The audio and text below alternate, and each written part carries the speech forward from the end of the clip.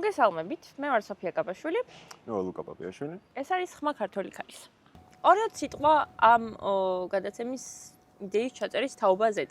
ამ ზაფხულს მუშაობდი არქივში და არქივში ჩაწერა ემსახურებოდა ერთ-ერთი სტატიის გამოცემას და ამ სტატიის სათაური იყო დადუმებული ხმები ქართული ქალი მწერლებისა საბჭოთა კავშირში.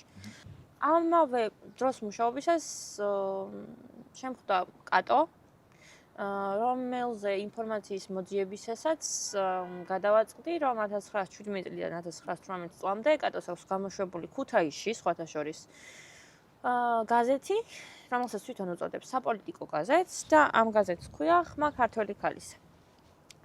რაღაცნაირად ჩემს ცნობიერებაში ეს ორი ამბავი და სახელი პირველი ხმა ქართული ქალისა და მეორე დადუმებული ხმები ქართული ქალი მწერლებისა საინტერესოდ გადაიკვეთა. და მანდ მივხვდი, რომ რაღაც უნდა გაკეთდეს. და უნდა გაკეთდეს გადაცემა სახელწოდებით ხმა ქართული ქალისა, რომელიც იქნება გახსენება იმ ფემინისტური მემკვიდრეობისა, რომელიც როგორც აღმოჩნდა ჩვენ ქართველებს გვაქვს. და რომელიც გვახსენებს როგორც პოლიტიკურ სუბიექტობას, გვახსენებს ფემინისტურ მემკვიდრეობას და რაღაცნაირი მცდელობა ცარისტულობამდე ქართველი ქალის გახსენებისა. რა მაწუხებს ახლა მე? როგორც ქალს. რომელიც დაინტერესებულია არქივში ჯდომით და დადუმებული როგორც ესე ვთქვათ ქალების აღმოჩენით. ხო, წერალი ქალების ცხოვრებით. ამბავი არის ეგეთი, რომ მე მაწუხებს ის, რომ დიალოგის რეჟიმი არ შემიძლია. ამიტომ როცა ჩემს მეხსიერებაში და ტვინში გაჩნდა ეგ იდეა, რომ მოდი გავაკეთო პოდკასტი კატო მიქელაძეზე, რომელსაც ზუსტად იგივე სახელი ერქმევა, რაც ერქვა კატო მიქელაძის საპოლიტიკო გაზეთს, გამიჩნდა ასევე დარდი, რომ ვინ უნდა იყოს ჩემს გვერდით. გამახსენდი შენ. ამიტომ ხარ შენ აქ. მადლობა. და თან ჩვენ დიდი ლაპარაკის გამოცდილება გვაქვს ერთმანეთში, ყოველ პარასკევს საღამოს ლიტ-კლუბზე რომ დავდეთ, შევლაპარაკავდით და კარგი გადაკვეთა გამოგვივიდა ჩემი აზრით ეს. პირველ რიგში ძალიან მიხარია ესეთ გადაცემაში, რომ დამიწახე და ესეთი პატივი რომ მედაწილად. ძალიან მიხარია ეს ყველაფერი, რომ შედგა და რომ შეგვიძლია ვილაპარაკოთ ქალებზე, მათ მნიშვნელობაზე და იმაზე თუ რა შეგვეშალა საზოგადოებას და ეს ლაპარაკის რეჟიმი და ის დიალოგი საზოგადოებას შეგვიძლია ავაჩვენოთ თუ როგორ უნდა წარიმართოს და როგორ შევძლოთ რა. ხო, ჩვენი მიზანი არის რომ ეგ რაღაცნაირი დიალოგი შედგეს. მაყურებლისთვის ვუცებ რომ დაახლოებით სტრუქტურულად რო ვთქვათ, რას ვაკეთებთ, რომ კატო მიქელაძის ჟურნალი იყო ყოველკვირეული.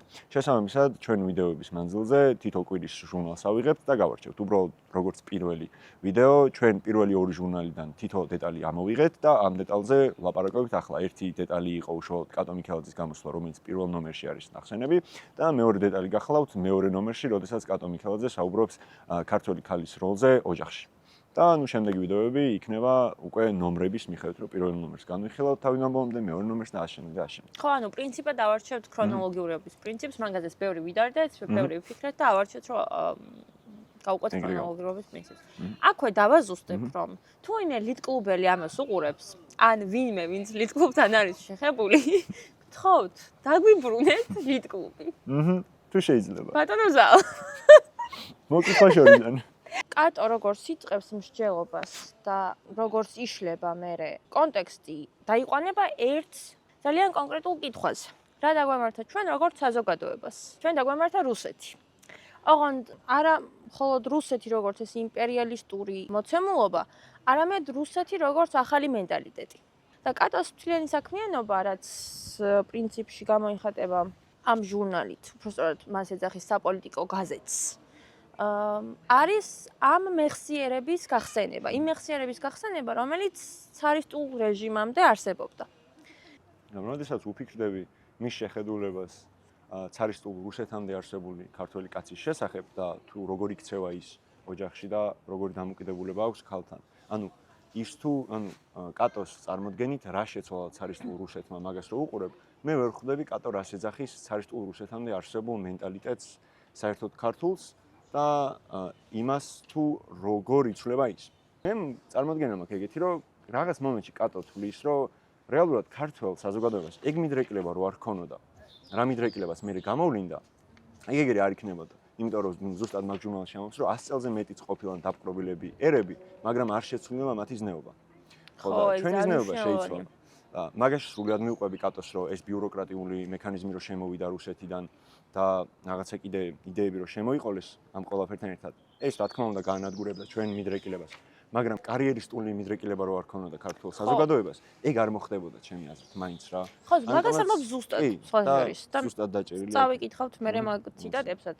თვითონაც ხო ამბობს, რომ თუ ოდესმე იყო და კატო ამბობს, რომ რაღაც მსგავსი ოდესმე იქნებოდა, მაგრამ არა ისეთი, რაც არის რაინდული. იმიტომ რომ რაინდული რო ყოფილიყო 100 წელში ვერ შეიცვლებოდა. ესე იგი მაგამდეც არ იყვნენ რაინდები და რეალურად ჩვენ თუ ახლა უნდა ვილაპარაკოთ იმაზე, რა არის პრობლემა და როგორ შევცვალოთ ის, იმასკენ უნდა ჩავიბღავჭოთ მარტო რომ ეს რუსეთმა შემოიღო. არამედ იმას უნდა ჩავიბღავჭოთ, რომ ჩვენ როგორ დავემსგავსეთ რუსეთს, იმიტომ რომ მაგის მიდრეკილება გქონია რატომღაც. და ჩვენ თუ უნდა შევცვალოთ ჩვენ საზოგადოებაში რაღაც პირველ რიგში უნდა შევცვალოთ ის მოდა, რომ ჩვენ ვემსგავსებით სხვებს. მიუხედავად იმისა, რომ პატარა ერი ვართ, მესმის ეგ ყველაფერი, მაგრამ ეგ მოდა თუ არ შეიცვალა, ჩვენ ვერ მოვახერხებთ, რომ შევცვალოთ უკეთესობისაკენ. პირველი ნომერი, რომლითაც იწყებს საკითხს ხავს ცოტა სხვანაირად. ანუ ეს რაც დაგვემართა და დაგვემართა რუსეთში. ეს ცulis უმაღლესად ზრდილი რაინდული ფსიქოლოგიას ქართველი მამაკაცისას. და მეორე გამოცემაში, მეორე გაზეთში. მან უკვე კითხვა სვავს, რომ არსებობდა თუ არა. ხო და ჩემი აზრით ეგ და პროვოკაციულია და ჭირდება უბრალოდ პროვოკაციისთვის. კონტექსტი რომ შევქმნათ უკეთესი. მოდი მე წაგიკითხავ დომოსტროიდან. დომოსტროი არის მე-16 საუკუნის პოლიტიკური ტექსტი, რომელიც პირველი მარეგულირებელი დოკუმენტია, როგორც ოჯახისთვის, ასევე საზოგადო ცხოვრებისთვის, ასევე მეწარმეობისთვის. ანუ რა გავაკეთოთ სახლში, რა გავაკეთოთ გარეთ და რა გავაკეთოთ ბოსტონში. პირველი განზომილება არის, ესე ვთქვათ, მორალური განზომილება, უბრალოდ რელიგიური განზომილება, სადაც ძალიან მკაფიო სტრუქტურა, როგორ ვიყოთ რელიგიურები. და ეს დაიყვანება ისეთ ინდივიდუალისტურ და ისეთ დეტალურ საკითხებზე, როგორც არის პირობითად როგორ მომაწყოთ სახლში ხატების კუთხე. მეორე არის უკვე, ასე ვთქვათ, სქესისმიერი და ურთიერთშორისი განზომილება, სადაც ლაპარაკია იმაზე, რა ურთიერთობა უნდა გქონდეს ქალს და კაცს, ანუ ცოლ-ქმარს ერთმანეთთან და მან არის ძალიან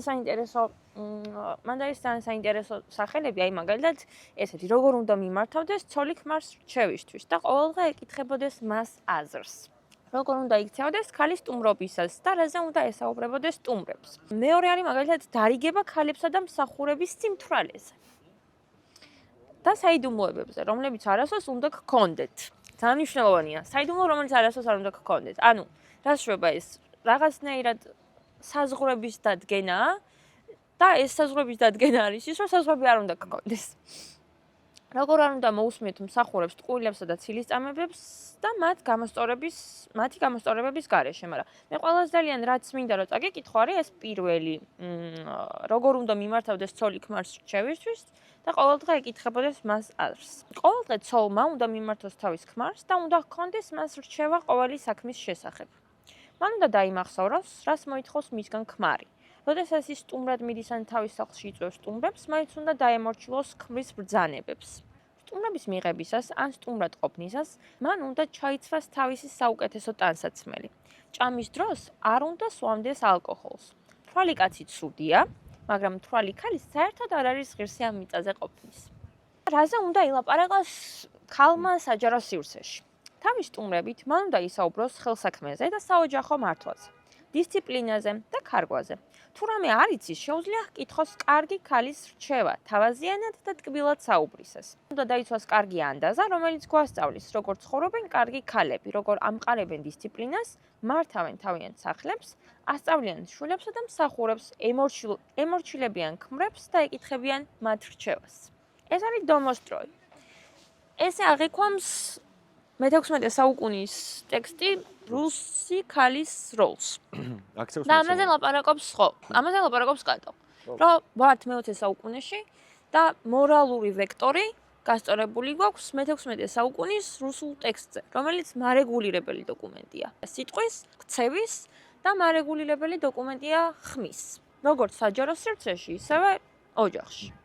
სხვა შორის მაგ მოცემულობას კატო ძალიან საინტერესოდ შლის, რომ რა დაგუმართა ჩვენ როგორც სქეს. ხალი გადაგვაქცია უპიროვნო კეკელკად, როგორც ოჯახში, ისე საზოგადო ცხოვრებაში. ეს ყველაფერი ხელოვნური რაღაცა, ანუ ხელოვნურად ჩაშლილია ასპარეზი ქართველი ქალისთვის საჯარო ცხოვრებაში, მაგრამ კატოს აქვს ძალიან მკაფიო გეგმა რა უნდა გაკეთდეს ამის წინააღმდეგ. ეგ არის უდიდესი მარაზმი, რომელიც მე-16 საუკუნეში შეიქმნა და მერე მაგითი ხელმძღვანელა საზოგადოებამ. ქალი როგორც მოცემულობა, ზუსტად ეგრე არის აღქმული მან და ეგ სენი მერე შეეყარა ქართველ ერს. ჩემი წარმოდგენით ეგ სენი ერთი იმიტომ შეეყარა, რომ რუსიფიკაციის პროცესი ზედმეტად ძაფრი იყო და ქართველ კაცებს და მით უმეტეს ინტელიგენციის წევრებს ძალიან უნდოდათ, რომ დამსგავსებოდნენ რუს თავადებს. როგორ უნდა დაიმსგავსო რუს თავადებს, მათი პოლიტიკური ტექსტები, რომლებიც არსებობს და რომლებიც სოციალურ წესწყობილებაზე აგებს პასუხს, ის ტექსტები გავიზეპიროთ და ჩვენც გამოვიყენოთ აქ. იქ არავინ არ უყურებს იმას, რამდენად მართებულია ან მორალურია ეგ ყველაფერი, იმიტომ რომ არ მგონია მაგას ბევრი ფიქრი სჭირდებოდეს, რომ ადამიანს თავისუფლებას არ თმევ იმით, რომ მაგას აკეთებ. კატო ამას პრობლემატურად მარტო იმიტომ კი არ აღიქვამს, რომ ჩვენი საზოგადოება დამახინჯდა. იმიტომაც აღიქვამს ამას პრობლემურად, რომ ესეთი დამახინჯებული საზოგადოება შემდგომში კიდევ რას შექმნის. როდესაც ამას რომ საზოგადოება როდესაც ესეთია და ოჯახში ესეთი სიტუაციაა, იქ რომ ქალს ესე უყურებენ, იქ რომ შვილი უნდა აღიზარდოს. სხვა შორის აქცენტი ინდივიდუალური უფლებიდან, ქალის უფლებიდან კი არ იწყება. სწორება აქვს საზოგადოებაზე. ანუ საზოგადოებაზე როგორც ასე ვთქვათ public goods-ზე. ხო და ეგეც ცოტა უცნაურია, იმიტომ რომ მე ცოტა მიკვირს, რომ მაგალითად კატო არასდროს არ ახსენებს მერი ვოლტენსკრაფტს. და ეგ მოძღვრება და ეგ მიმართება, რასაც აკეთებს, უფრო არისტოტელესეულია, ანუ რაღაცნაირად პოლისის გადმოსახედიდან სპექტრია, ვიდრე ინდივიდუალური უფლებიდან. კატო არის პირველი ტალღის ფემინისტი. და პირველი ტალღის ფემინისტებს ჰქონდათ ჩემი წარმოდგენით ერთი გენიალური მიდრეკილება, რომ იცოდნენ, რომ თუ საზოგადოება ეგრე არ აღვიქვით და საზოგადოება თავისი ფართომოცემულობით არ შევცვალეთ და სწორ ვექტორზე არ დავსვით, მაშინ ესე უბრალოდ გამოსვლებს და ზახილს აზრი არ ექნება. ანუ ჩვენ გვჭირდება ის, რომ ადამიანების წარმოდგენაში შევუშვათ ის, რომ ქალი არის საზოგადოების სრულფასოვანი წევრი და მას უნდა ჰქონდეს თავისუფლება, ანუ ადამიანის თავისუფლება მაქსიმალურად უნდა გაფართოვდეს, როგორც ეძახდნენ ეგრე, რა. და პირველი ტალღის ფემინისტი, რაც კატო პირველი ტალღის ფემინისტია, ამას ცდილობს, რა. და მთელი ერთ-ერთი მთავარი პრობლემა იმაზე აქვს, რომ ეს რას უკეთებს საზოგადოების მსოფლმხედველობას, ანგრევს სრულად, იმიტომ რომ ვექტორი, როგორც შენ ახსენე, საერთოდ სხვაგან არის. აი გიჟი ვექტორი აღებული, რაც მე ჩამოშლის ყველაფერს და ჩვენ კი დღევანდელ საზოგადოებაში კი ვხედავთ რა დონეზე ჩამოშალა მართლა მაგან ყველაფერი, რომ რაღაცა კატოს როცა აქვს პრობლემა, რომ მე-16 საუკუნის ტექსტით ხელმძღვანელობენ მე-20 საუკუნის ადამიანები, იმის მერე 100 წელი გავიდა და დიდი არაფერი არ შეცვლა, მაინც მსგავსი მიდრეკილებით მოძრაობენ ხალხი რა. და კატოს სრულიად კარგად აქვს ეგ დაჭერილი, რომ თუ ახლა არ შევცვალეთ ეგ ყველაფერი, გავა კიდე რამდენიმე 10 წლეული, 100 წელიც და მასზე მეტიც და ისე იქნება ყველაფერი. კი, კატო ჯდება ლოგიკურად პირველი ტალღის ფემინიზმში, მაგრამ მე მგონია, რომ კატო ცოტა უფრო მეტია, ვიდრე პირველი ტალღის ფემინისტი რაღაცა კონკრეტული მიზეზებით. რა არის პირველი ტალღის ფემინიზმი? პირველი ტალღის ფემინიზმი არის ის, რომ ჩვენ ვართ რაღაცნაირად ისტორიულად განპირობებული მდგომარეობით, ვართ ჩაგრული სქესი, რომელსაც არ აქვს პოლიტიკურ სივრცეში ასპარეზის საშუალება, ამიტომ გვჭირდება ხმის უფლება. და ხმის უფლება არის ჩვენი ერთ-ერთი პირველ საწყისი, რომლითაც გვექნება საჯარო სივრცეში მართვის ბერკეტები. მაგრამ კატოსთვის უფრო მეტი განზომილებაა. კატოსთვის არის, რომ ქართველი ქალი იყო ზნეობრივად ამაღლებული ტიპი, როგორც საჯარო ცხოვრებაში, ისევე ოჯახში, მაგრამ ეს რაღაცნაირი მეშჩანური მენტალიტეტი და დუქნური ცხოვრება, რომელიც რუსეთმა შემოიტანა, ამ მენტალიტეტმა დაგვავიწყა ჩვენი სოციალური და ზნეობრივი როლი. აი მან წერს სხვა შორის ძალიან კარგად და მოდი მაგას წავიკითხავ, რომ ის მთელი თავისი სიტლანქით, ანუ რუსული მმართველობა 100 წლის განმავლობაში თავს აწვა ჩვენ სამშობლოს, რომლის სიმძიმის ქვეშ ქართველი ქალის ადამიანური ღირსება ისრისებოდა. მან შემოიტანა ჩვენს ქვეყანაში ისტორიულად უჩვეულო ზნე-ჩვეულებანი, რომელმაც შესცვალა უმაღლესად ზრდილი რაინდული ფსიქოლოგია ქართველი მამაკაცისა და ოდესღაც ამახს თავისი ზნეობრივი გავლენით ქართველ ცოლსა და დედას ჩაუწყვიტა ხმა, როგორც ოჯახში, ისე საზოგადოებრივ და უპიროვნო კეკელქად გადააქცია. ჩვენ ყველანი ერთნაირად ჩაყენებული ვართ უფლებრივად გიჟების და ბავშვების მდგომარეობაში, განურჩევლად ეკონომიკური კატეგორიებისა.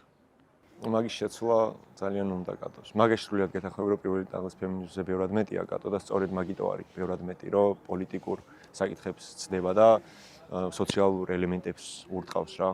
ანუ წარმოიდგინე 1917 წელია, ქუთაისში ხარ, ქალი ხარ, 39 წლის ხარ და ჩამოსული ხარ პარიზიდან ახლად. ჯერ ერთი რა მაგარი მომენტია, რომ პირველი ჟურნალი გამოდის 1917 წლის 5 აპრილს. ეგ ხო მოგიყევი გუშინაც. ხო და 7 აპრილს, ანუ 3 დღით ადრე, კი არა 3 დღის მერე არის აღდგომა. ხო და რა ქვია შენი აზრით, რა ქვია, ну უკვე იცი, მაგრამ რა ქვია პირველ გაზეთს, პირველ გამოშვებულ გაზეთს, რას დაარქმევთ? ამი აღდგომასთან დაკავშირებულ საოცილებლად და ქალთან და აღდგომასთან დაკავშირებით, მაგრამ ესე პირდაპირ შეიძლება ვერ ჩამოვაყალიბო. ამას იმიტომ ამბობ, რომ უკვე იცი, რაც ქვია ამ გაზეთს. ამ განზომილებებს, პოლიტიკურ განზომილებას, საჯარო განზომილებას, სოციალურ განზომილებას ამატებს ძალიან ლამაზად რელიგიურ განზომილებას და პირველ გაზეთს, რომელიც გამოდის 1917 წლის 5 აპრილს, ქვია სალამი აღდგენილ ქართველ ქალს. და კატომან იმ გენიალურობასაც აკეთებს, რომ ეს უბრალოდ სიტყვა არ გამოდის, ანუ ბერკეტები აქვს მე თავის ტექსტში ისეთი ჩაქსოვილი, რომელიც ადასტურებს იმას, რომ აღდგენილია და არა ნაპოვნი, ან აღმოჩენილი. თან ყოველთვის პირველ ორ ჟურნალში განსაკუთრებით აქცენტი ძალიან მკაფიოდ დასმულია, რომ არის ისტორიული მოვლენა. როცა ეხლა ჩვენ ცხოვრობთ. ანუ სხვა შორის ეგ ძალიან დიდი უნარია, ძალიან სერიოზული უნარია, რომ დროის აღქმა ეგეთი მასშტაბით გქონდეს. იმიტომ რომ მე არ ვიცი, თვითონ რო ვაკვირდები ხოლმე, ანუ თანამედროვეობაშიც ეხლა მიუხედავად იმისა, რომ მე მგონია, რომ კი რაღაცნაირად გარდამავალ ეპოქაში ვცხოვრობთ, მაგის აღქმა ჩვენ როგორც ხალხს და ჩვენ როგორც საზოგადოებას არ აგვაქვს. არ გვაქვს არც გეოპოლიტიკური კუთხით, არც შიდა პოლიტიკური აქცენტებით. და სქესისმიერი კატეგორიებით მე მგონი უფრო მაგაზე არ მაქვს პასუხი რეალურად, მე მანდ გონია რომ ნაკლებად. ხო, ანუ პოლიტიკური და გეოპოლიტიკური აღქმით და აქცენტით მე მგონია რომ ხო მაგის აღქმა არ გვაქვს და კატოსში ეგ მომწონს, რომ სრულიად იაზრებს რა ხდება 1917 წლის მსოფლიოში. პირველი ის, რომ არის რუსეთში რევოლუცია, მეორე ის, რომ არის პირველი მსოფლიო ომის დასასრულის ნაწილი. ბოლო ეტაპები. ხო, ბოლო ეტაპი.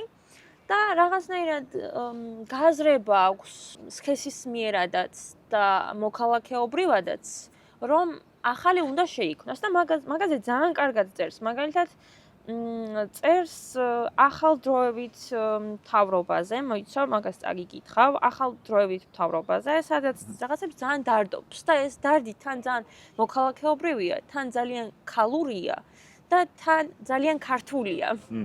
ხო, იმიტომ რომ ეგ ქუთაისური. კატო წერს ესე, როგორ ხვდებით ჩვენ ქართველი ქალები ამ უდიდეს ისტორიულ მომენტს. სამწუხაროდ ერთობ პასიურად და ასეთი ჩვენი მდგომარეობა უეჭველად უნდა შეიცვალოს, რომ დღევანდელ მონურ ცხოვრებიდან გამოვიდეთ. მას ჩვენ გვყავს ახალი დროებითი მთავრობა, რომელიც პირდება ხალხს ადამიანისა და მოქალაქის უფლების აღდგენას, რომელიც იწვევს დამფუძნებელ კრებას ახალი პოლიტიკური ცხოვრების მოსაწყობად, თანასწორი, პირდაპირი, ფარული და საყოველთაო ხმის მიცემით. იქნება ეს არჩევნები განურჩევლად სქესის თუ არა, ამაზე უმაღლესი დროებითი მთავრობა არაფერს გვეუბნება. ხო, აქ ეგეც დასაზუსტებელია, რომ საქართველოს რა მდგომარეობაშია ამ კონკრეტულ წელს რა. 1917 წელს ყავს დროებითი მთავრობა, რომელიც ემზადება ახალი არჩევნებისთვის. ხო, რომელიც ემზადება ახალი არჩევნებისთვის და ჯერ კატომ არ იცის რა იქნება და როგორ იქნება. მაგიტოა ეგ დარდები და თან ერთგვარად არის ეგ რაღაცნაირი გამოღვიძების პროცესი და ხალხის მობილიზების პროცესი, რომელმაც უნდა გააღვიძოს მოქალაქეობრივი ცნობიერება, ეგ ერთი, გაახსენოს, ვინ არის ქართველი ქალი, როგორც ოჯახში ისე პოლიტიკურად. ისე პოლიტიკურად და მაგალითად ქუთაისის ქალთა კლუბი ერთ-ერთი მაგის საბუთია. აუცილებლად ეგ. საბუთია ისიც, რომ კატოს მოსდის აფხაზეთიდან ცალკე და სოფელი ჯიხაიშიდან ცალკე წერილები ქალებისგან, რომლებიც მადლობას უხდიან ამ საქმის გაკეთებისთვის. რაღაცნაირი იმ დროინდელი მე-20 საუკუნის ნეტვორკინგია რა. ანუ სამოქალაქო საზოგადოებამდე. ხო, ზუსტად. ხო. კატო მიცის რომ ეგ ძროები მსოფლიოში მიდის და კულმინაციის პროცესია უკვე რომ უნდა გაფართოვდეს უფლებები, ქალებმა უნდა მიიღონ ის რაც ეკუთვნით და კატო ყველანაირად ცდილობს რომ ქართულმა საზოგადოებამ შეიგნოს ეგ. და ეს სანამ არჩევნების დრო მოვა, ეგ ყველაფერი გააზრებული ჰქონდეს აბსოლუტურად ყველას და იცოდნენ რომ მსოფლიოში ხდება ის ძროები და ჩვენ სად ვართ? ჩვენ არ უნდა დავიგონოთ, არ უნდა ჩამოვრჩეთ სამყაროს, იმიტომ რომ ის ძროები რომელიც ხდება არის ზოგად საკაცობრიო და არის უმნიშვნელოვანესი. ამაზე გაგვეცით პასუხი. რას უპირებთ ქალების ხმას? მეორე ჟურნალში უკვე როდესაც ქართველი ქალის როლზე საუბრობს ოჯახში დომასტროის ამბავი რაც არის.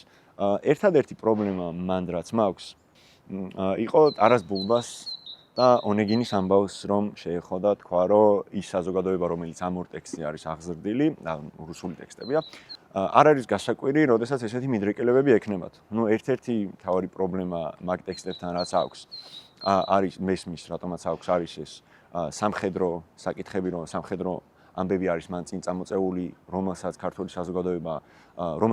საზოგადოება ძალიან მონუსხა და მაგისკენ მიდრეკილება შეგვექმნა და მაგიტო ეს და ისე მოგვივიდა. მაგრამ მეორე ამბავი არის, რომ უშუალოდ მაგ ტექსტებთან პრობლემა სად დაინახა და რატო შეიძლება მაგ ტექსტებმა მსოფლმხედველობა შეუცვალოს საზოგადოებას. ხო, ეგ ცოტა არ მესმის, რომ მოგვიყვე ან ერთი ტექსტი ან მეორე ტექსტი. აი, ტარას ბულბაზე რო ვთქვათ, ძალიან მარტივად, აი, ჩემი წარმოდგენით კატოს როგორც აქვს ეს ტექსტი საკითხული, ეგრე რომ მოვყვე, არის რომ მამა არის რომელსაც ორი შვილი ყავს და ქალაქი ალყა შემოარტყეს ქალაქს, უნდა დაიპყრონ რაღაცა ქალაქი. ამ ქალაქში ამ მამის ერთ-ერთ შვილს შეუყვარდება ქალი და ამ ქალის გამო მამამისის წინააღმდეგ წავა. შევა ამ ალყა შემორტყმულ ქალაქში, დაეხმარება ქალაქის მაცხოვრებლებს, რომ განდევნოს მამამისი და მისი რაზმი. მათ წინააღმდეგ გალაშქრებისას მამამისი დაიჭერს ტყეში და მოკლავს. და აქ როგორც მიხვდით, ქალი ერთადერთი იქ ვახსენე, რომ უბრალოდ შეუყვარდება მეთქი და ჩემი წარმოდგენით და კატოს წარმოდგენით საზოგადოებას ეგ ტექსტები წაკითხული აქვს ისე, რომ ქალი როგორც მოცემულობა, ისე არის აღქმული აქ. და ეგ პრობლემა სრულიად მესმის და კატოს წარმოდგენაც რომ ხალხი ეგრე კითხულობს, მე მგონია რომ არის სწორი. და უდიდესი აპლოდისმენტები ჩემი მხრიდან მას რომ ესე გენიალურად ახერხებს აღმოაჩინოს საზოგადოების ძვრები და ის თუ საზოგადოება როგორ უყურებს რაღაცებს. მაგრამ მეორე ამბავი არის იმაში, რომ თუ უშუალოდ ის ადამიანებიც ისე შეხედავენ ქალ პერსონაჟებს, როგორც საზოგადოების სხვა ნაწილი უყურებენ, ანუ ის ადამიანები, რომლებიც ესე იბრძვიან, მაშინ რაღაცა სახის ბერკეტებს დაკარგავენ. მე ცოტა ეგრე უყურებ რა, რომ ტარას ბულბაში თუ აღმოვაჩენთ იმას, რომ მან ქალის როლი საერთოდ სხვა არის და გამოვიყენებთ ამ ბერკეტს. საერთოდ სხვა რა? ეს ქალი თავისი ბუნების გამოხატვით საკუთარ ბუნებას როგორც გამოხატავს. აი ამითი ახერხებს, რომ აღძრას მეორე მხარეში ქმედება და არა უბრალოდ იმითი, რომ არსებობს და მოცემულობა. ანუ მნიშვნელოვანი ის არის, რომ ქალი საკუთარ როლს ამ ტექსტში იდეალურად ითვისებს და არა როლს როგორც მოცემულობას, არამედ როლს როგორც ძვრების შემქმნელს. ანუ ეს ქალი რეალურად ახერხებს იმას, რომ უდიდესი ძვრა გამოიწვიოს არა მარტო ერთ ადამიანში, არამედ საზოგადოებაში. ეს არის იდეაში ბერძნული იდეა არის რა. და მოდი ცოტა ფართოდ მოვყვები. მოკლედ ბერძნულ საზოგადოებაში არის ქალის ორი იდეა რა. ერთი არის პანდორას იდეა, რომელიც ჰესიოდემ დაწერა და საშინელება გამოვიდა, იმიტომ რომ პანდორა როგორც საკუთარი როგორც ქალი მოცემულობა, რომელმაც უბედურება დაატეხა საზოგადოებას თავს. აი ეს არის ჰესიოდეს შეხედულება პანდორაზე, ერთი შეხედულება რაც ყოველდღე მცდარია, რომელიც მე თქვა შორს ქრისტიანულმა საზოგადოებამ აითვისა და მაგის გამო არის მე რომ დომასტროი გვაქვს და მაგის გამო არის მე თუ რაც ხდებოდა მთელი 1000 წლეულები, 2000 წლეული რაც ხდებოდა და მეორე შეხედულება, რაც არის უფრო კარგი შეხედულება, ჩემი წარმოდგენით, ესქილეს შეხედულება რაც არის, სოფოკლეს შეხედულება რაც არის ის რომ პირველ რიგში ფემე ფატალე მოდის მაგედან და ფემე ფატალე არის ქალი, რომელსაც კი არ სჭირდება ის რომ იმოგზაუროს ან რაღაცები აკეთოს, არამედ ის რომ ის მოცემულობა რომ ეს ქალი არსებობს და არსებობს ისეთად, როგორადაც არის და ის საკუთარ ბუნებას გამოხატავს და არ ერიდება ამ გამოხატულებას. ანუ საზოგადოებრივი სოციალური შეზღუდულობა არ აქვს. რაღაც კომპლექსები არ აქვს. არაფერი მსგავსი მის გონებაში არ არის. არამედ არის უბრალოდ ის, რომ ის არის როგორიც არის და ამას გამოხატავს. აი ესეთ შეხედულება აქვს ბერძნებს, რომ ეგეთი ფიგურა ქალები აუცილებლად მოახერხებენ უდიდესი ძვრების შექმნას საზოგადოებაში. და ბერძნებისთვის ქალის როლი არის უმნიშვნელოვანესი, არა როგორც მოცემულობის, არამედ როგორც საკუთარი ბუნების უმაღლესი გამომხატველი არსებების. და აი ეს, როდესაც გააზრებული აქვს საზოგადოებას და ბერძნულ საზოგადოებაზე მართლა ლაპარაკი ამ შემთხვევაში, ისინი არასდროს არ ჩავარდებიან ასეთ მდგომარეობაში, არასდროს არ შექმნიან დომასტროვის და არასდროს არ შეხედავენ ქალს ეგრე. მე არის რომ დომასტროვი გავაკეთეთ და მე არის რომ ევას დავაბრალეთ მთლიანი კაცობრიობის დანაშაული და ეგ არის სისულელე, იმიტომ რომ არასწორი ინტერპრეტაცია ეგ რეალურად ყველაფრის რა.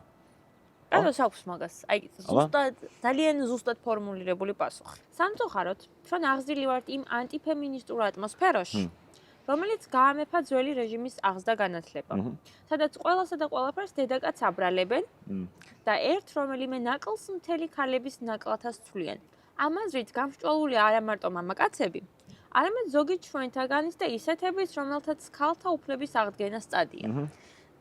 ამ პასუხიდან გამოდის, რომ კატოც მაგ აღზრდის მან კატოსაც აქვს ზუსტად ის პრეტენზია, რომ ერთი ქალის ცოდვას ავრცელებენ ყველა ქალზე, მან ყველა ცხადია, რომ იგულისხმება ევას ამბავი, რომ შუა საუკუნეებში იყო ეგეთი დებილი წარმოდგენა, რომ რეალურად ევას ბრალია ის, რომ 60-დან გამოგვდევნეს და ევას გამო პასუხი უნდა აგოს მთლიანმა ქალთა მოდგმამ ამ ყველაფერზე. იდეაში არ ვიცი 1917 წელს რამდენად რელიგიურია მშრომელი, ანუ საშუალო სტატისტიკური მშრომელი ქალი. მე მაგას რელიგიურობას ეგრე არ ვაწერ, ანუ რელიგიურმა შეხედულებამ ფესვები გაიდგა საზოგადოებრივ ცნობიერებაში. ჩემი წარმოდგენით კატოს პოლიტიკური მსვლელობა როგორიც არის ზუსტად ისეთი, როგორც უნდა იყოს და უნდა გავყვეთ კატოს ამ ლოგიკაში და ჩვენც უნდა შევასრულოთ ის, რაც ჩაფიქრებული ქონდა მას. მაგრამ მე მინდა რომ ეს განზომილება ცოტა გავაფართოვოთ და მარტო პოლიტიკურ საკითხებს არ დავჯერდეთ რა. ზოგადად ამ პოდკასტის როლიც რაღაცნაირად ეგრე მესმის, რომ კატოს შემოქმედება იყოს რაღაცნაირი კატალიზატორი და ერთგვარი საწყისი წერტილი სხვადასხვა განზომილებების გასაშლელად, რომელიც დაგვეხმარება, რომ გამოვარკვიოთ როგორც სქესისმიერი როლი ქალისა, ისე სოციალური და პოლიტიკური განზომილებები. ერთ-ერთი მთავარი დარდი, რომელზეც მართლა დარდობს, არის რომ ცოლქრობის ინსტიტუტის დამახინჯება. ზოგადად შენ რას ფიქრობ ამაზე? ოღონდ ჯერ მოდი ვილაპარაკოთ თანამედროვეობიდან. აი ეხლა როგორ უყურებთ შენ ლუკა და თქვენ კაცები ცოლქრობის ინსტიტუტს. კაცების რა პროვოკაციული კითხვა. ვერ ვილაპარაკე, მაგრამ მე პირადად უყურებ როგორც თანასწორობის გამოხატვას სიყვარულში. ცოლქრობის ინსტიტუტის თავიდან მომდე დგას მაგორ იდეაზე, რომ პირველ რიგში ვართ ზოგადად საერთოდ ყველაფერი იმ იდეაზე დგას, რომ ადამიანები თანასწორები ვართ და ცოლქრობის ინსტიტუტში ეს იდეა აუცილებლად უნდა იყოს შენარჩუნებული და აუცილებლად უნდა იყოს მაქსიმალურად დაცული. თუ ეს დაცული არ იყო, ეგ ცოლქრობა არ არის მაგას საერთოდ სხვა რაღაც ქვია. და მეორე არის აუცილებლად სიყვარულის ელემენტი და პატივის, რომელიდანაც ხადია რომ პატივისცემა გამომდინარეობს რა. კატო ხედავს ესე, რომ ადრე ხალხს ჰქონდა მამულისადმი სიყვარულიც და ჰქონდა შვილებისადმი სიყვარულიც. ახლა მამულის ცნება გაფართოვდა. იმიტომ რომ რუსეთი დაგვემართა. იმიტომ რომ ხო, შევედით ცარისტული რუსეთის შემადგენლობაში. ახლა გამეფებულმა კარიერისტობამ, როგორც სამხედრო, ისე სამოქალაქო ასპარეზზე, დედაკაცის სულიერი მისწრაფება შეწყვიტა, რომლის გარეთ მოქმედება ზედმეტად ჩათვალა და ჩვენი დროის მეუღლე სულიერ და ნათესაობას მოკლებულ სავაჭრო მოსაგებს საგნად აქცია. განატყვილა გადაგარდა სიტყვა მეუღლის ხმარება და ეგ ძალიან მნიშვნელოვანია სხვათა შორის. პოპულარული გახდა სიტყვა ცოლი. ცოლი. მე მაგ სიტყვას ვერ ვიტან. კატო აქ ამბობს და ხსნის ამ ენობრივ ცვლილებას კონკრეტული მიზეზით, რომ გამომხატველია ცოლი მხოლოდ შინაური, ოჯახური განწყობილებებისა და კავშირისა და არა სულიერი მიმართებისა. და მე აღვთავანდი უბრალოდ, რავი, 1917 წელს რო გამოდიხარ და ჯერთი თან აქ რა არის მნიშვნელოვანი, რომ მე ამბობს ამას ალბათ მერე შევახებით, მაგრამ მე მიდის სერიოზული დარტყმა ქართული ინტელიგენციაზე.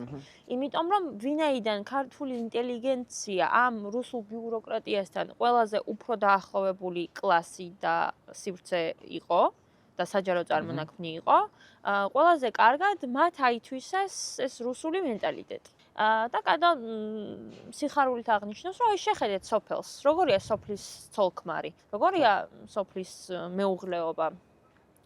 სათნოებაზე, სიყვარულზე და ერთმანეთზე მორგებული, ხო? კი, ეგ სრულიად ეგრე. ცოლი მაგ პერიოდის და მაგ კონტექსტის გადმოსახედიდან უფრო განივთების ამბავი არის კატოსთვის და ძალიან სწორი მიგნება ეგ რომ ადამიანებმა, როდესაც ცოლის სიტყვა ცოლი შემოიღეს, განივთეს ქალი და დატოვეს ოჯახურ სივრცეში მხოლოდ. როდესაც სიტყვა მეუღლე ნიშნავს თანასწორობას ორ ადამიანს შორის და როგორც კატომან აღნიშნავს, თანასწორ ტარებას ერთი უყრის. მე ჯერ ერთი მე თვითონ ეგ სიტყვა ძალიან მიყვარს, გენიალური სიტყვა მეუღლე. რომ მართლა რაღაცა და კატოს ზუსტად ეგ პრობლემა აქვს, რომ რანაირად დავკარგეთ ესეთი ძვირფასი სიტყვა და რანაირად ჩავანაცვლეთ ესეთი ცუდი სიტყვით, რომელსაც იმაზე უარესად ვიყენებთ, ვიდრე რეალურად სიტყვა თავის დატვირთვით არის. და ოჯახის ინსტიტუტი კატოს წარმოდგენით საერთოდ დეკადანსის კენარის წასული და ბოლო ეტაპებზეა დეკადანსის, იმიტომ რომ არანაირი პატივისცემა არ არის ქმნის ცოლის მიმართ, არანაირი თანასწორობის განცდა არ არის იქ და მან ძალიან გენიალურად ამბობს კატო ეგეთ რაღაცას, რომ აი ჯერ ხო ცოლს როგორ უყურებსო, მაგრამ აი მეორე ამბავი ის არისო, რომ როდესაც რომ ხუმრობითაც ამბობს თან მაგას, რომ აი ოჯახშიო ეგეთ სიტუაცია რო ხდებაო, რომ დედა რო შულს რაღაცას დაუშლისო, მაგრამ ის მამასთან გარბისო და მამა თუ არ დაუშლისო, აკეთებსო, აი რანაირი სიგიჟე ეგ არის. და მე რომ ამბობს, რომ საერთოდ ეგეთ ოჯახში რო ბიჭი გაიზრდება, ან გოგო გაიზრდება, იმან პატივისცემა როგორ უნდა ისწავლოს ქალის. ვერ ისწავლის საერთოდ და ეს დეკადანსის პროცესი დაწყებიდან მაგ პერიოდამდე ესე მიყვებოდა და საბოლოოდ მივიღეთ ის შედეგი, რომ სიტყვა მეუღლე სრულიად დაივიწყეს რა. მნიშვნელოვანი ასპექტია, რაც ოჯახთან და მეუღლეობასთან დავახსენოთ, ორი საქართველოს პრინციპი. ორ საქართველოში კატო გულისხმობს ორ სხვადასხვა მენტალობას. ძველი საქართველოს მენტალიტეტი არის, რომ დედაკაცის საქმე არის წიგნი. ანუ ძველ საქართველოში ქალი არის რაღაცნაირი ერთგვარი რუპორიც და ერთგვარი განათლების პირველი წყაროც ეკლესიის მერე, მაგრამ როგორი ახალი საქართველოს მენტალიტეტი. ქალის საქმე ოჯახობა და არა სწავლაო. ფიზიკურად დასნეულებული ქალი გონებრივად განუვითარებელი ქართველი არის საფრთხე მომავალი თაობისადმი. ანუ ქალის როლი, რომელიც ფიზიკურადაც დასნეულებულია, გონებრივადაც განუვითარებელია, საფრთხეა. ხო. და საფრთხეა არა მარტო ოჯახისთვის, არამედ საზოგადოებისთვისაც. და მან ძალიან კიდე ერთი ძალიან პროვოკაციული აზრი აქვს. ესეთი კაცებიო მე რომლებიც ოჯახში ესე არიანო, გამოდიან და თამარის და ქეთევანის საგრძელოს სვამენო. და რანაირად აკეთებენ მაგას. იმიტომ რომ მე სრულიად ვეთანხმები მაგ მოსაზრებაში, რომ კაცები რომლებიც მაგას ანუ ეგრე აღიქვამენ საზოგადოებას და მით უმეტეს ქალებს, როგორ აღგრძელებენ იმ ძველ ქართულ ტრადიციებს და იმ ძველ ქართულ კულტურულ ფენომენებს, შეხედულებებს, რომლებიც იყო. ამ ორივე გაზეთში თან მნიშვნელოვნად გაუყვება კატოს ერთი დიდი დარდი, რომ 1907 წელს დროებითი მთავრობა საქართველოში და ამ დროებით მთავრობას ჯერ არ აქვს პასუხი, რას უპირებენ ქალებს. ანუ ქალებს ეკნებათ თუ არ ეკნებათ ხმის მიცემის უფლება არჩევნებზე. ძვირფასო კატო 2026 წლის გაზაფხულიდან გახარებთ, რომ 1919 წელს დამფუძნებელი კრება არა მხოლოდ მისცემს ქალებს ხმის მიცემის უფლებას, არამედ თებერვალში ჩატარებული საქართველოს დამფუძნებელი კრების არჩევნების შედეგად საკანონმდებლო ორგანოში 5 ქალს აირჩევენ. მინადორა ტოროშელიძეს, ელისაბედ ნაკაშიძეს, ანა სოლოღაშვილს, ელენე მაისურაძეს და ქრისტინე შარაშიძეს.